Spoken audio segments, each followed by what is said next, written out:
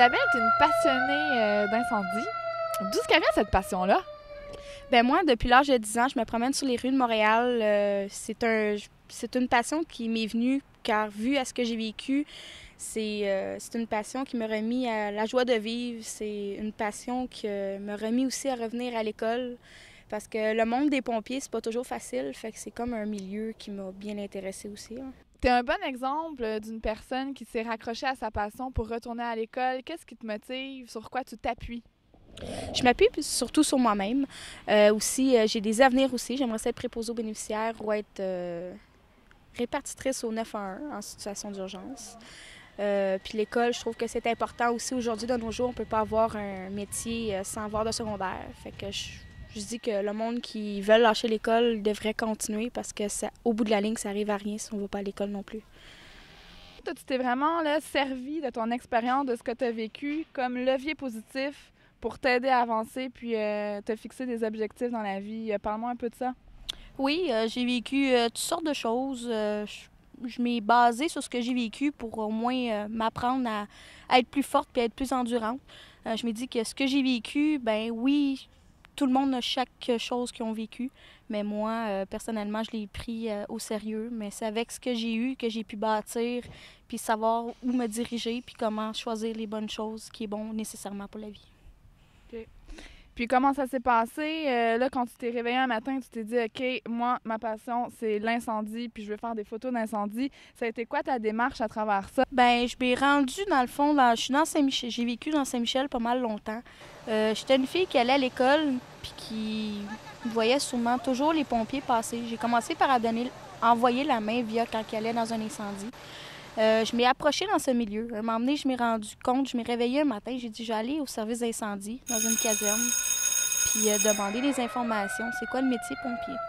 Puis à un moment donné, je m'ai accrochée à ça, puis à un moment donné, un de mes amis m'a dit, tu viens-tu prendre des photos d'incendie avec moi? J'ai dit, il n'y a pas de problème, ça me dérange pas. Je l'ai fait, puis depuis ce temps-là, je trouve que c'est une bonne passion pour moi, qui m'a aidé aussi à oublier ce que j'ai vécu au passé, puis qui m'a mis à la surface pour faire une nouvelle vie meilleure. Tu m'as dit, là, avant qu'on commence notre entrevue, que selon toi, les gens ne savent pas à quel point une passion peut permettre d'avancer dans la vie. Qu'est-ce que tu voulais dire par là? Ce que je veux dire, c'est qu'une passion va t'amener à diriger vers ce que tu aimes. Il va peut-être, oui, ce que tu as vécu ou que tu as fait de mal, tu vas toujours l'avoir, mais une passion va pouvoir toujours t'amener là où ce que tu dois aller pour pouvoir foncer dans la vie.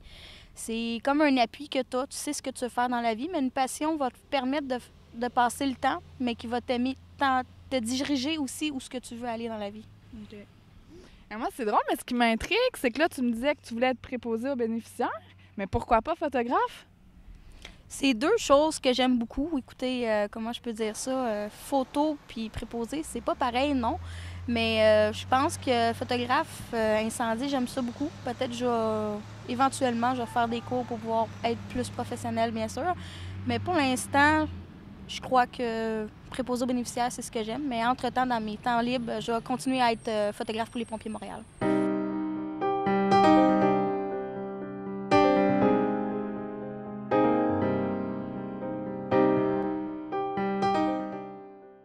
Tu nous as demandé de faire l'entrevue ici dans le parc Georges Verneau en plein Saint-Michel. C'est quoi la symbolique de ce parc-là pour toi? Suite à ce que j'ai vécu, j'allais beaucoup ici pour faire mes devoirs. J'allais ici pour me calmer. C'est un endroit très chaleureux. Et aussi, en 2011, le 31 juillet, j'ai fait un rassemblement pour Cédrica Provencher ici même. Isabelle, on va se parler à cœur ouvert. J'aimerais ça que tu me parles un peu de ce que tu as vécu dans ta vie qui a été difficile pour toi. J'ai été une personne victime d'actes de violence physique et verbale. Cela n'a pas été facile, mais je mets mon pied droit devant, puis je fonce dans la vie, puis je continue malgré ce que j'ai vécu. Ça doit sûrement t'arriver d'avoir des jours où c'est un peu plus difficile pour toi. Qu'est-ce que tu te dis pour t'encourager à continuer? Je me dis, c'est peut-être un jour qui n'a pas été facile, mais l'autre journée peut être meilleure. Je me base aussi comme sur ma passion qui est les incendies. Quand je ne vais pas bien, je peux aller parler à un pompier ou un autre qui va me donner des conseils aussi. Je m'englobe de monde professionnel aussi. Mais comme je dis, quand il n'y a pas une journée qui va pas bien, je me fie à l'autre journée en espérant qu'elle soit meilleure. Mais si elle n'est pas meilleure, je fonce pareil puis je continue mes bons gestes pareils. Isabelle, explique-moi pourquoi on vient de monter cette toile d'araignée. Je trouve ça justement symbolique pour moi. Ça démontre les parcours que j'ai pu faire pour me rendre au sommet.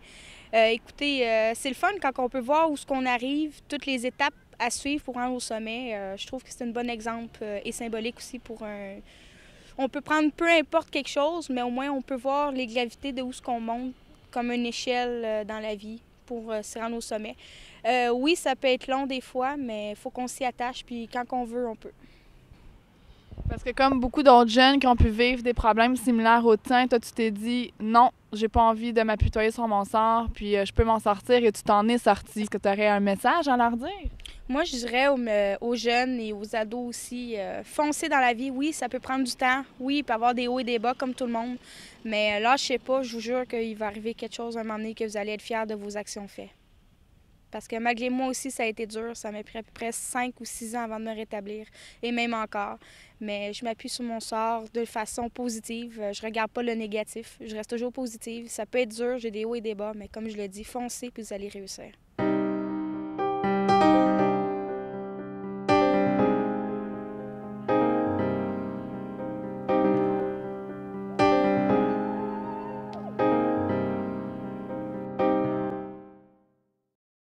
C'était Anouchka pour le Journal de Saint-Michel.